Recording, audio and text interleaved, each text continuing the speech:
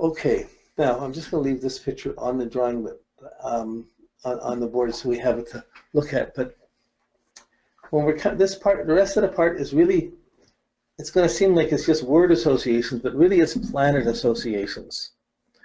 And rather than, like, you see the main theory of it, when we're working with a chart and a planet and looking at the aspects of a planet in a chart, you have the planets colored by the sign. You look at one planet at a time, you see it's affecting a house, and it does it easily or difficultly according to the aspects made to it. So if I have a planet that has no stressful aspects to it, it's easy. It's just sitting there, there's no challenges to it. But if you have a planet that's conjunct or square or opposed something, that planet's going to have a very stressful relationship to the planet you're looking at and to that level of consciousness. So for the rest of this class and probably the next, our last two sessions, oh no, is it two? So we have two or three more. One, two, oh no, we have two more, and then we have another one to just conclude and talk about things. So, or answer questions or whatever. But we really have to go through Moon to Mercury, Moon to Venus, Moon to the Sun, Moon. Each one is a distinct relationship. We have to do this from the Moon viewpoint, then we have to do it from the Mercury viewpoint, then we have to do it from the Venus viewpoint, and we do it from the Sun viewpoint, and we got to go through all these ones. So we'll see how much we get done today. And if you slow this down and you study each one deeply or deeply psychologically or profoundly, it could take you 20 years to get through all of these. You'd be thinking on them so deeply. But we're going to be trying to get some keywords, some basic ideas of how the planets meet. So, you know, it's like, if you meet your mother, it's one type of energy. If you meet your father, it's another type of energy. If a young girl, if your daughter has a date, but your daughter's 18 and she's going out with a 30-year-old man, oh my goodness, there's a big difference. A serious old guy is being with this young girl. What's going on? There's different types of stress, different types of energies. And over our lifetime, we experience most of them in one way or the other. Some more easily, some more consciously, some more difficultly.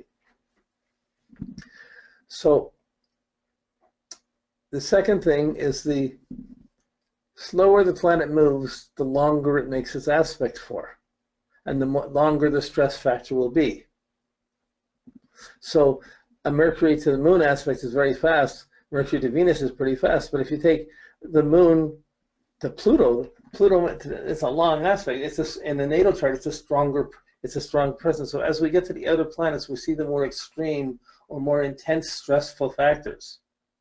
But even in the inner planets, with the faster moving planets touching each other, their aspects, they have tremendous behavioral factors, and we can get great insights from. So each one's a different layer of understanding. So we have different layers of understanding, and each layer begins to affect each other. So if you're really physically fit and really healthy and your muscles are good energy and you go doing things, your Mars energy might be the predominant dimension. But it may not let you, and if it works well, a good Mercury would be well coordinated with it, and you'd be able to be strong and agile. But a difficult Mercury might challenge the agility, or it might challenge the patience or the thinking or the intelligence. So there's no way through this. I just have to start going through each of them and work through them. You listen to them once, you'll get ideas, but really I don't have this defined. I make it up each time, and stretching my perception and increasing my literacy as I go with it. Once you can do this in a natal chart with the aspects, whenever it's one aspect you're looking at transits or in progressions, it's easy to focus on the one, but you still have a sense of the whole matrix of the aspects and how each person has their own matrix, has all the planets in different phases of relationships. The aspects are different stress factors that make one matrix unique from another, but everyone's in their own matrix is as valid as everyone else. Okay, so we're going to start from the Moon. We're going to just start with the Moon aspects. So we're going to think what's stressful. So really, we're going to look at what's a stressful aspect, what's not. What's a stressful energy between two planets, what's not. That's really what we're looking at between all of them. It's either stressful or it's not. Once you know it's stressful, you can see that it's pushing a little bit more towards action or understanding, depending on if it's a conjunction or opposition, as we get into the aspects. But under this, I want to just put what's easy and what's difficult, or how distressfulness shows. So when you have the moon, you have to reflect on what the moon is. The moon is your ability to reflect. It's your sympathy links. It's your feelings. It's your basic needs. How you feel, what you need. It's your eating habits, your daily habits, your sleeping habits. It's your memory. Everything before this moment is just a memory. Anything that ever happened to you, you remember any? It's all just memories. So memory is a very important function in our life.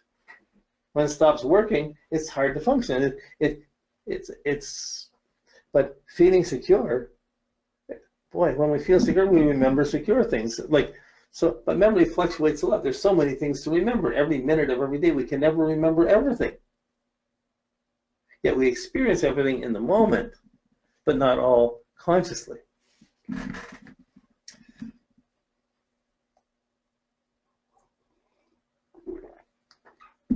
So you have to get centered on the moon before you can see how other planetary factors bring certain amount of stress factors in with us. So no aspect, as we're calculating the main aspects, doesn't mean there's not a relationship between the two. It just means it's not stressful. And sextiles and trines fall into the not stressful, the harmonious expression, the easy expression of what happens, how it expresses itself without stress. So it's stress or it's not. When it's sextiles and trines, there's not a stressful factor. So when you're taking the moon to Mercury, it's relating your memory of your past, of your mom, of your home, of your security, of your habits, to your mind, to your thinking. It could be how you talk to your mom. It could be your thoughts about your habits of what you think you want to eat or not eat. It could be whether you're always restless. It could be your habits of being restless or not. It could be how your memories are affecting your ability to think now.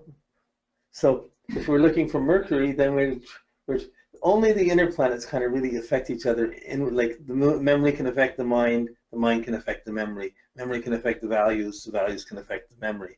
But when we're talking about memory and thinking as two different functions, in spiritual books it's considered the lower mind, the memory, and the higher mind, the strategy, the thinking, the making sense, the communicating.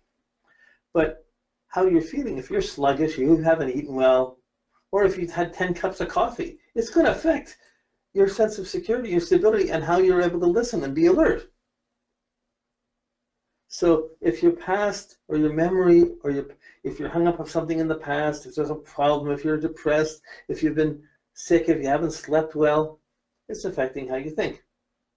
And your communications, and a stressful factor between Mercury and the moon means it's difficult to be clear sometimes between Mercury and the moon.